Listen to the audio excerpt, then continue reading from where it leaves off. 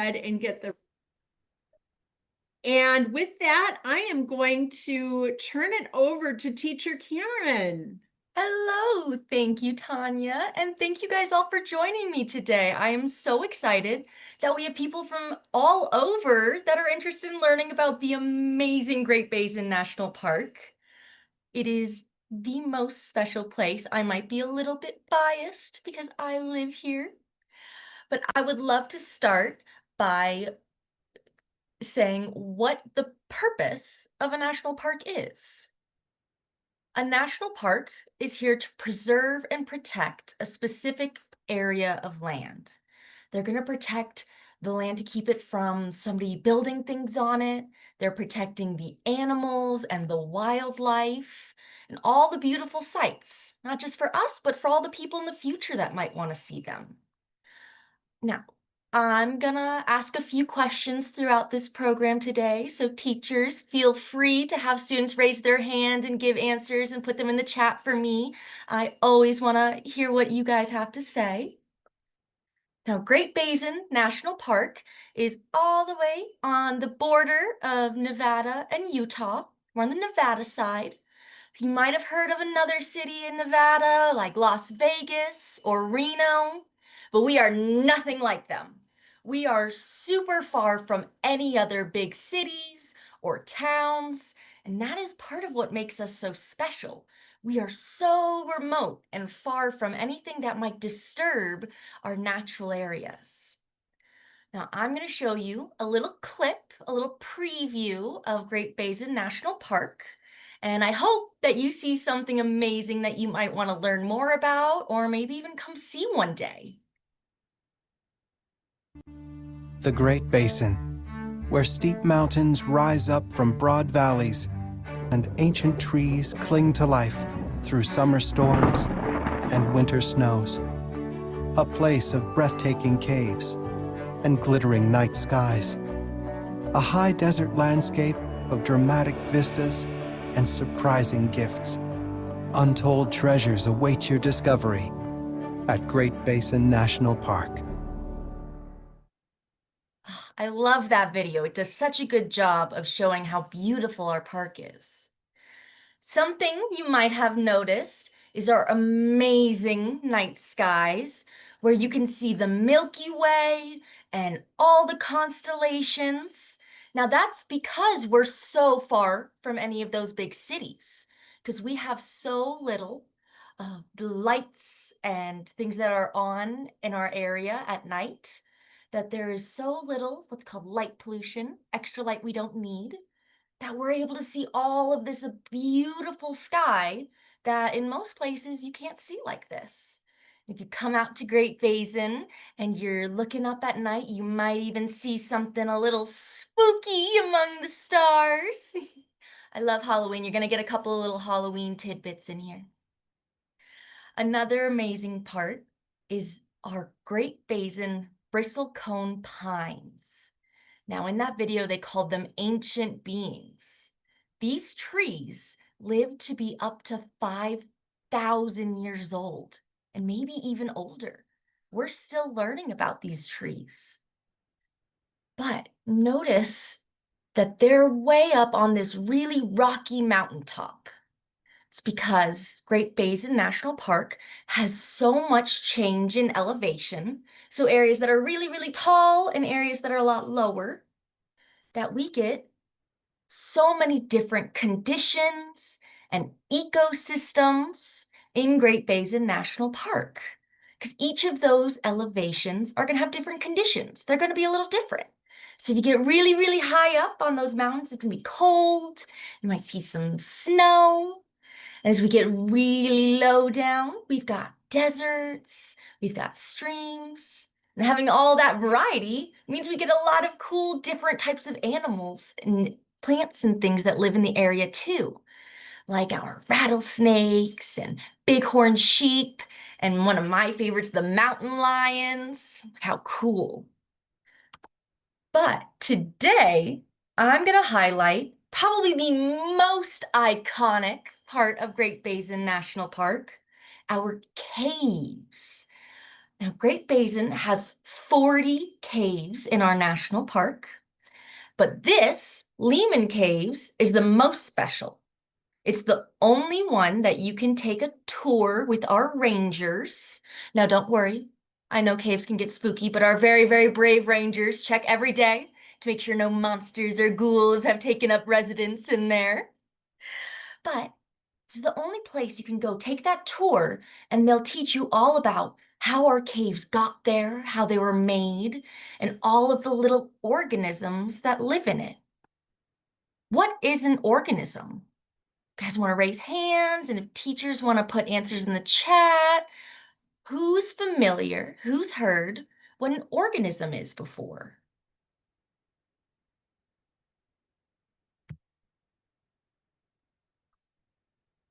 Yeah, I've got a couple. And it looks like everybody's gotten right so far. An organism is any living thing. You and me, people, animals, plants, even teeny tiny little bacteria. All of us, anything that's alive, is an organism. That's perfect. Now, all of organisms need 4 things to survive. Does anybody want to guess what those things are? I see one. I see water. Perfect. Food. Shelter. Fabulous.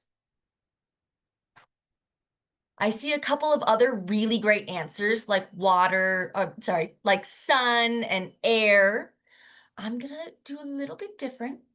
Sorry guys, I don't know if you get tongue-tied sometimes, but I do. We're gonna focus on food. They need something to eat, get their energy. Food is energy. We're gonna talk about that a lot today, so keep that in mind. So they need food, their energy. They need water to drink. They need shelter, somewhere to live. And they need space. They need somewhere to go and find all of those things.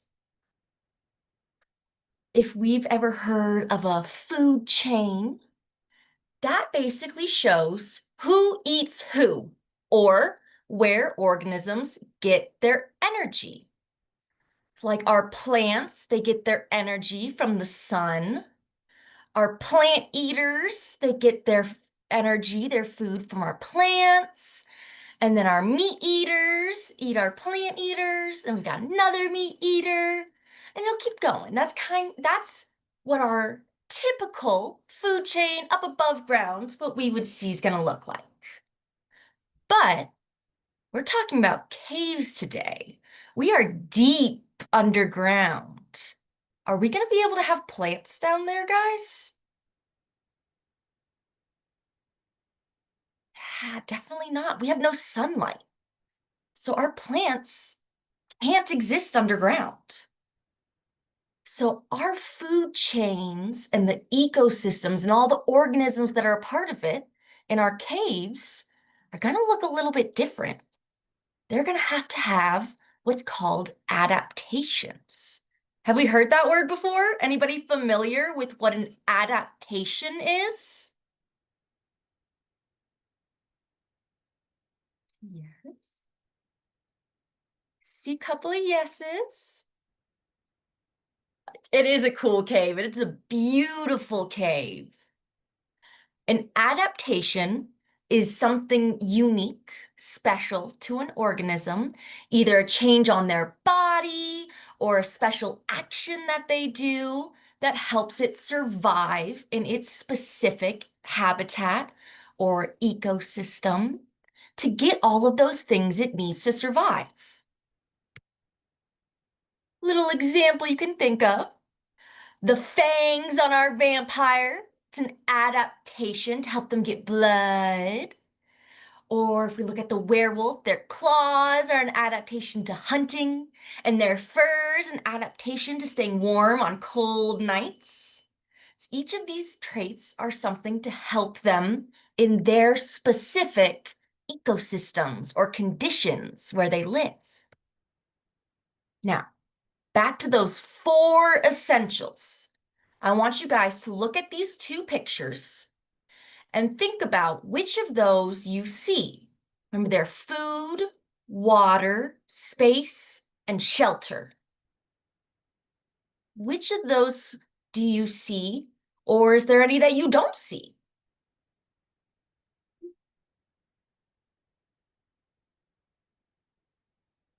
Fabulous. I got some great answers.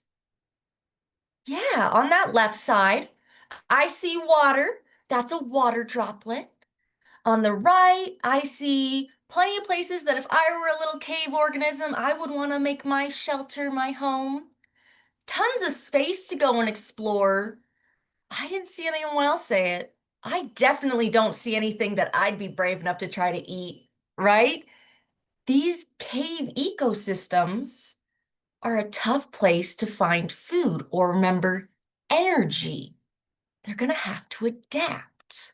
And that's what I'm going to focus on today, is teaching you all about those cool adaptations of our organisms.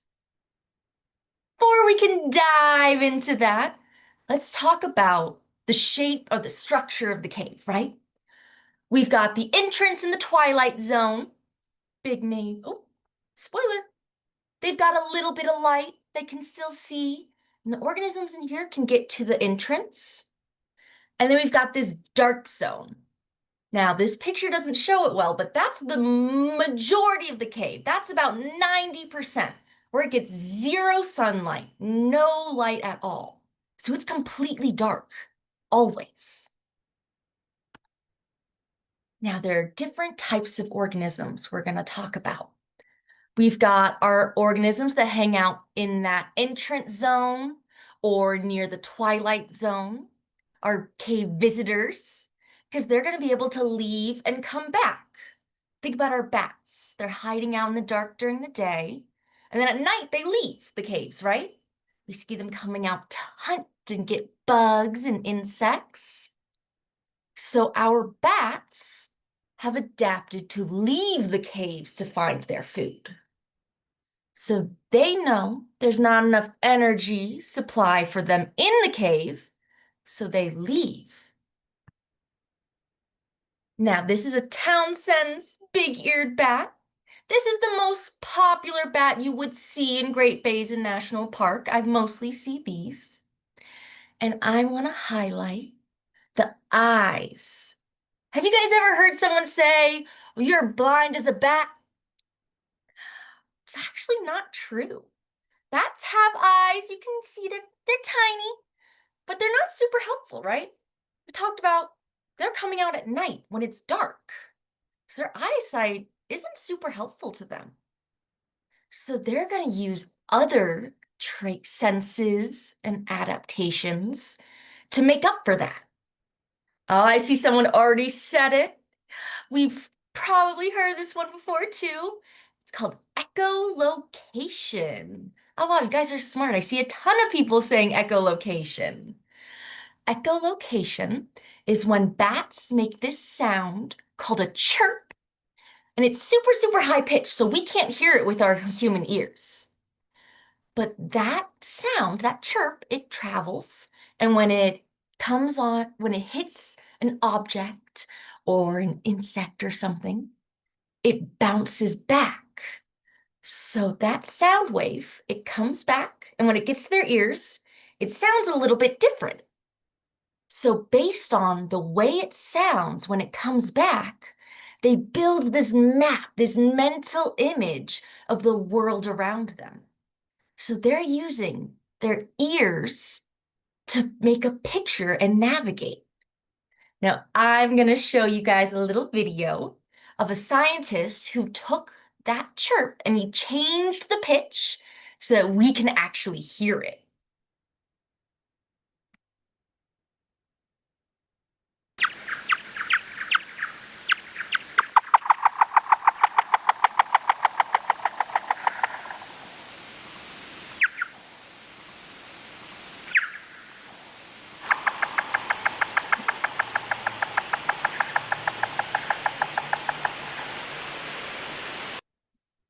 I think that video is so cool.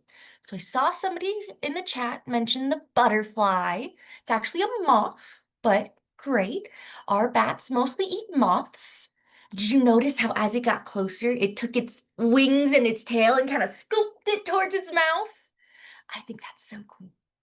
Something else that I hope you notice is as it gets closer, that chirp gets faster and faster.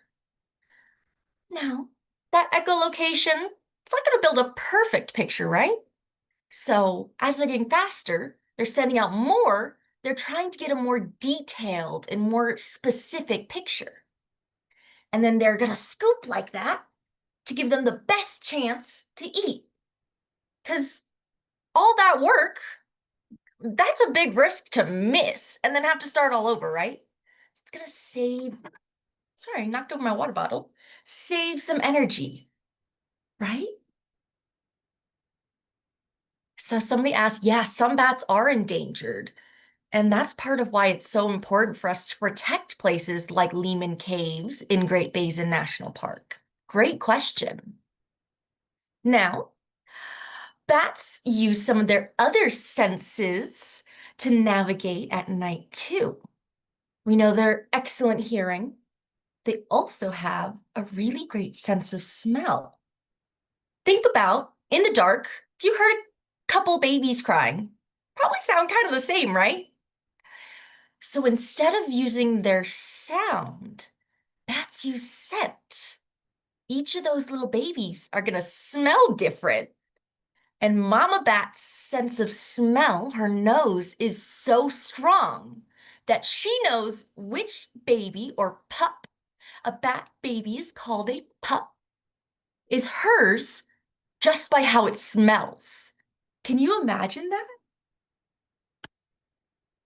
Okay, now we're gonna travel deeper underground into that dark zone where it's pitch black all the time. These cave organisms are kind of creepy crawlies. These guys have adapted to complete and total darkness. Now, these guys are so far back that they can't leave the cave to find their food or remember their energy. So they have to adapt to whole new ways. So, with so little energy and they have to really look for it, they have to conserve or save their energy any way that they can. So if they're not using their eyes or eyesight, there's no point in making them, right? So this guy up on the left, he doesn't even have any eyeballs at all. This is actually really similar to a little shrimp. They live in these ponds of water that collect inside the cave. And all they do their whole life is taste the water to try and figure out where their nutrients or energy and food is and navigate towards it. That's it. They taste the water to find their energy. Now, there's a couple of other things that I noticed looking at this picture. All of these guys have a lot of legs, right? So that's going to be another sense that they're going to use instead of eyes. Touch. They're going to be feeling their way. Talk about taste and touch. They're going to use sound. You might hear things to help them navigate.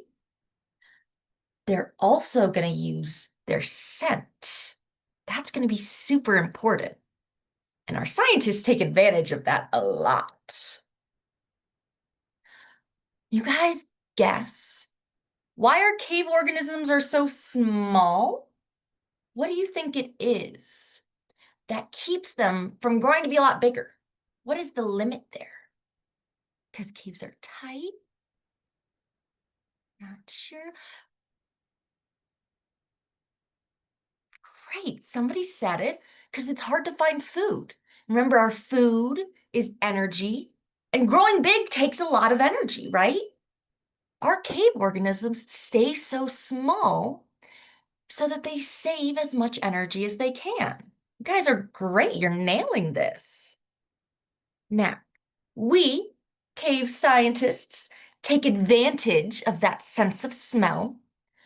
So when we do, every 3 months, we go and do what's called a survey, where we try to identify and find as many of those cave organisms as we can. And we do that by taking a little piece of plastic and we cover it in spoiled, rotten peanut butter. Ew, I know. Anybody have a guess of why we would use rotten peanut butter instead of, fresh, yummy, straight out the jar like we would want? Yeah, it is pretty gross. To preserve it. Interesting. Yeah, you guys are getting there. Perfect. It's stinky. It smells a lot stronger. The stronger it smells, the more organisms that are going to be attracted to it. That's great, because insects like rotten things. Fabulous. These are great answers, you guys. So we put out that rotten, spoiled, nasty peanut butter, and then we leave it there for a day. And then we come back and we identify as many as we can. And through doing this, we have found what are called endemic organisms. I know it's kind of a science-y, kind of bigger word. Endemic means that you only find them in one place in the entire world. Now, Great Basin National Park has found at least 10 endemic cave organisms.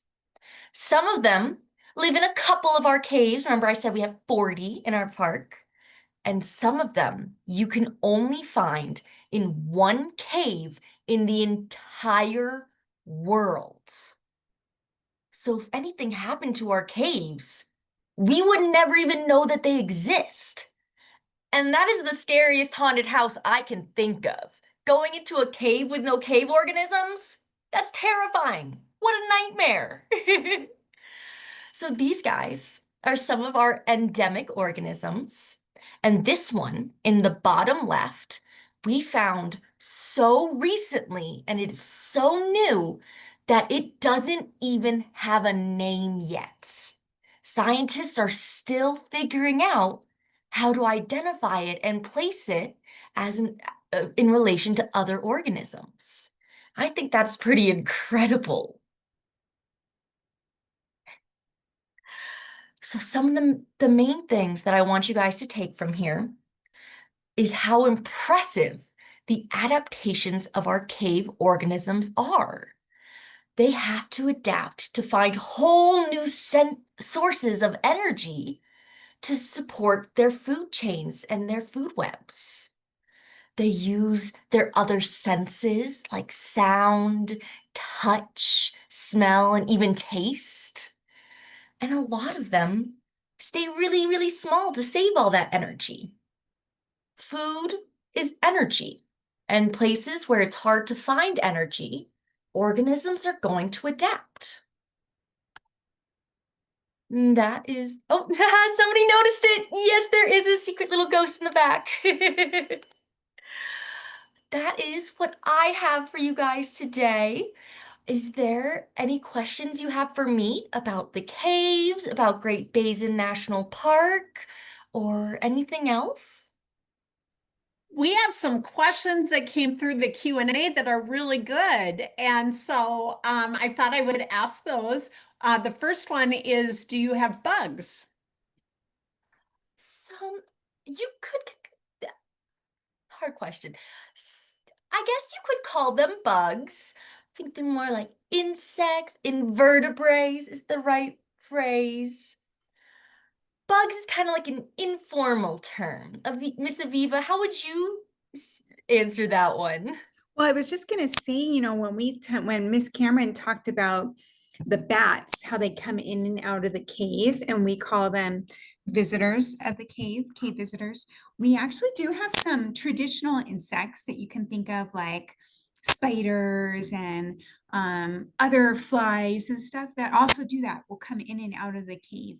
And then the organisms that are always in the cave, yeah, they're probably more call them invertebrates, which is a big science word.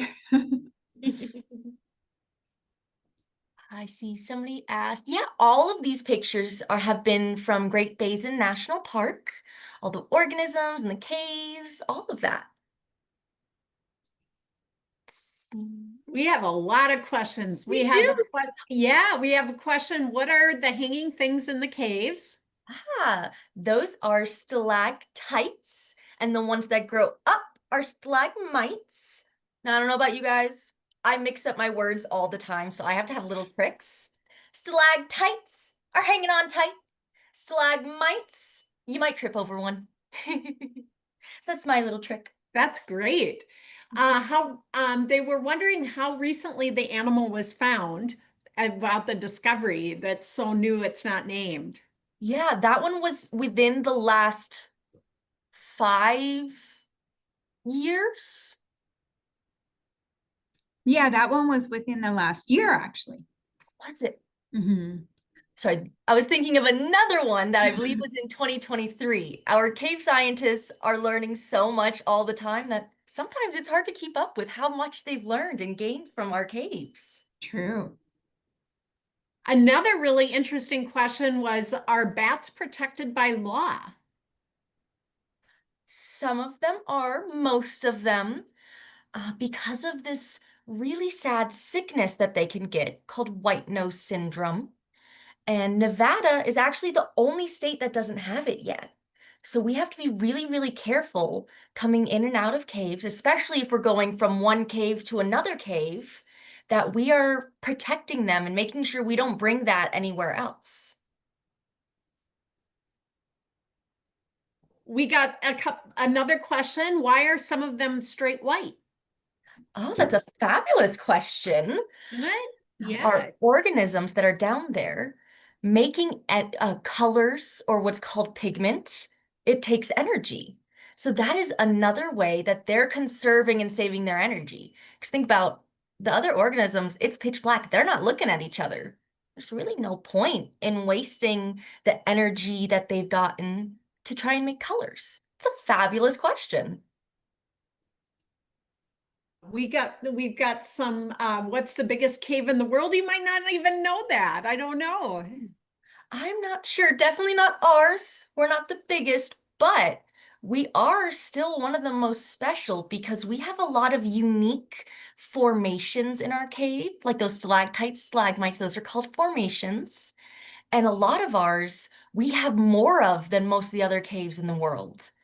So that's a really special part that people come from all over to see our caves because of. There's a lot of questions. I don't know if we're going to get all of them answered today, but we would encourage you to work with the adults in your life to ask questions so that you research them safely. So, Absolutely, this has been fabulous. I love that you guys have so many questions. yes, we did get a question about whether you liked ghosts.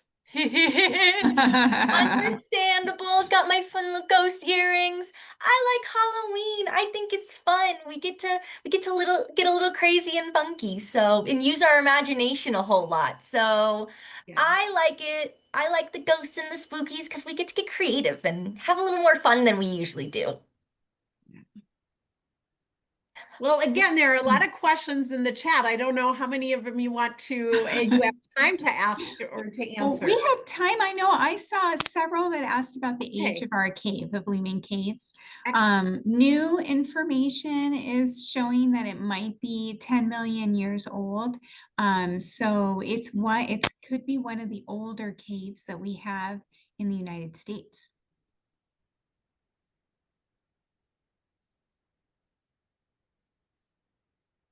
See if I How can. old is the park I see? And that I can answer pretty easily. We are going to have our 40th anniversary next year. We're actually a young park. We have a lot of old things in our park, but the park itself is pretty young compared to many national parks.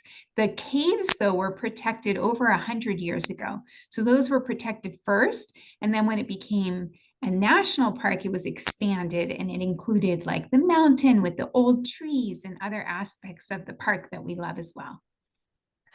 I saw somebody asked a couple of times what the most threatened bat is. I don't know that answer because there are a lot of different species of bats, but I think that would be a really cool one for you guys, like Miss Tanya said, to work with the adults in your life and find out. I would be really interested to know. I might look into that after we wrap up with our questions for today. Let's see. I The know this is a common one. People will ask, like, do people get hurt in the caves? And the way we do the caves in our national park is that if you're going in Lehman Caves, it's very safe. You go with a ranger. There's actually a path. You may have noticed in some of those pictures that they've made a path that even if you were handicapped, you would be able to go and look at the caves. And there's lighting in the caves. But if you want to go into some of the other caves in our park, we call them wild caves.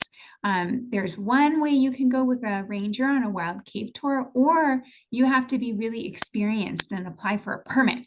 And because we have it set up that way, generally people don't get hurt in our caves. It's usually a safe experience. I see a really exciting question. What do I study if I want to be a cave scientist? I'm so excited that you're curious about that. There are a couple of different things that you can study. You could study geology, the formation of the caves, the rocks and how they get there, and trying to figure out the different ways that the formations are made, because all of them happen a little bit differently. Or you could study the biology, the organisms inside the caves. There are a lot of different things that you could study if you want to be a scientist inside of caves. Yeah, let's keep going like this, Cameron. I'll do one, you do one. We'll just see what draws our attention. Yeah. Um, I saw how do you get white nose syndrome? So it's a fungus. So it's something that's can be spread from one cave to another, and it can be spread often by people, unfortunately. So if we step on something, then we can even carry it like on our shoe to another cave. It could be months later or hundreds of miles away. And so we do a lot of important things before you enter the cave in our parks. You have to say that you haven't been in a cave recently with your clothes, and then you have to walk through this special little thing of water that sanitizes your shoes so that we make sure that doesn't come into our cave. I saw somebody asked if there's anything besides the insects and the bats. Actually, there are very few. Every now and then we have what's called an accidental. So there's only one way to get for animals to get in and out of our cave. It's kind of straight down. We use doors to get in and out when we do our tours, but if there were other organisms that accidentally fall in, they can't get back out like our bats can by flying. So sometimes they'll get in there on accident, but they don't live down there. They're not adapted to that environment. Let's see. So there is a lot of questions, which is really fun. Super fun to have all this engagement with you all, even though we can't see you, which we wish we could. Some people asked, what other stuff has been found in the cave. So one thing that I think is kind of fun is that we've found like some fossils in the cave. If you've ever heard of a pack rats like to take stuff and they put it into their nest, and their children and grandchildren and grandchildren, they all stay in the same area. So you have generations of pack rats in an area, and that kind of turns into a fossilized material that then we can look at. And we found like a saber-toothed cat has their teeth have been the pack rat middens in our park. And also the caves were used in a very important way from indigenous people or Native Americans prior to the time that we started, explorers and pioneers and folks like that started to use the caves for tourism. And so there's some significance to the caves for Native American people, that they culturally would do some specific type of ceremonies which they want to keep kind of to themselves. But the caves have been used by both animals and people for probably tens of thousands, if not hundreds of thousands and millions of years.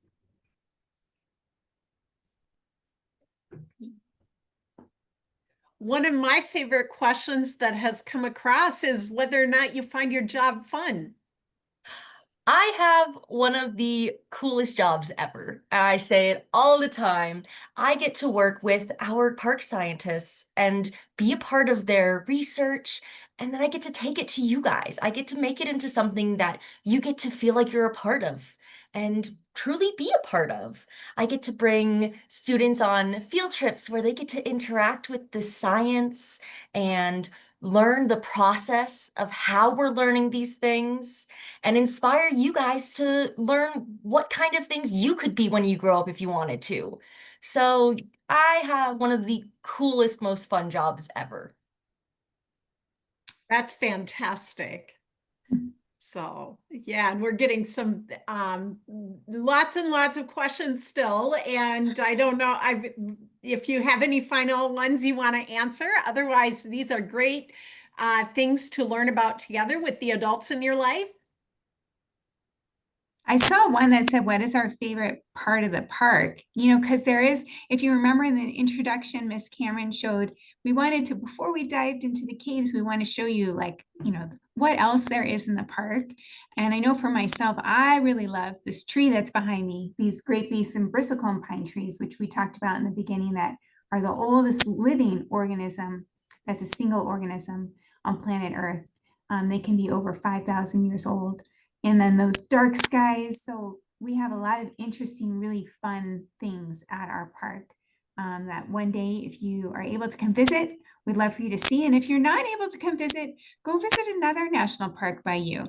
Because something that Miss Cameron and I really love about our jobs is we want to encourage you all to get out in nature and go to your national parks and enjoy being out there and discover what you can discover. Because even at your age, you can learn new things about plants and animals by just looking around and checking things out. Well, thank you to everyone who is here today. Any final thoughts, Miss Cameron? You look like you were going to say something. No, I have had a great time with you guys today. You've had fabulous questions. I've really enjoyed this. And I'm looking forward to looking into those bats and finding out what the most endangered or most protected one is. I'm so glad that I've got a little something to learn now afterwards too. I love that I get to learn with you guys and that sometimes I learn something from you. So I'm glad Yeah. that we all got to learn from each other, and I hope y'all have a fabulous Halloween. Yes, Happy and I put Halloween! in, yep, and I put in the chat a link because not only can they go visit a national park, but one of the things that's really exciting is that people can schedule their own virtual field trip with Great Basin National Park. And if you visit the website in the link, they can register for that. And so that's one of the really exciting parts. I can put it in again because it may have gone by too quickly here, but I will get that in right now. There it is. And that takes people to the link on our CILC website so that people can check out the different programs you have and schedule their own virtual visit. Also, I want to just let everyone know that we are going to be back on Monday. And we will be investigating aquatic careers with Wonders of Wildlife. And there is a registration link there. So thank you to both of you for being with us and to all of our participants. And we're just so happy everyone was able to join us today. Thank you all. Bye. Have a Thank great Yep. Halloween, everyone. Yep. Bye.